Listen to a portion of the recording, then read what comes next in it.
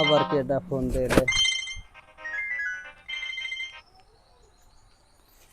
এ দুলাল, কি ফ্রিজ দেখছো? কত সেফটি? 11 সেফটি ছোট হইয়া গেল না? আচ্ছা, দাম চাই কত? 40,000? ও, দাম বেশি হইয়া যায়। একটু দেখ, কমে টমে একটু বিলান যায় কিনা দেখে আমরে জানা। হ্যাঁ, মুই গরু লইয়া বাড়ি যাইতে আছি, জানা। না ভাই, ওই হ্যাঁ। কি আলাপ করেন? ফ্রিজ কিনবেন? ফ্রিজ কিনলে কি হবেন?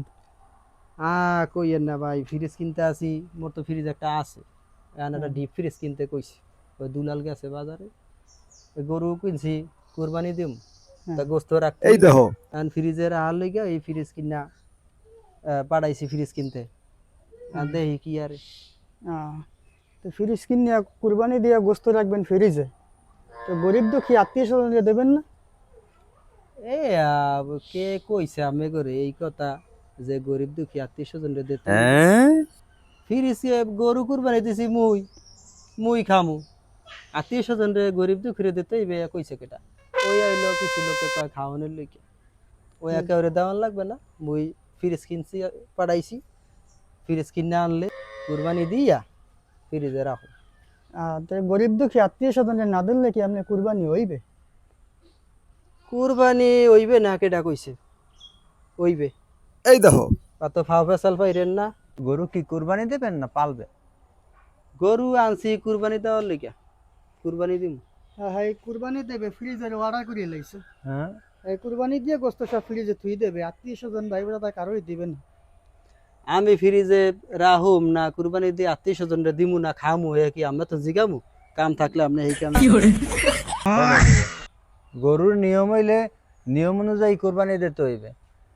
গরু কুরবানি দিয়ে তো আপনি ফ্রিজে রাখকে গোস্ত খাওয়ার চিন্তা যদি করেন, তাই তো আপনার নিয়ম অনুযায়ী কুরবানি হইবে না। কুরবানি তো নিয়ম অনুযায়ী দিতে হইবে, আত্মীয় স্বজন দিতে হইবে, গরিব দুঃখী মানুষ যারা আছে হ্যাঁ করে দিতে হইবে।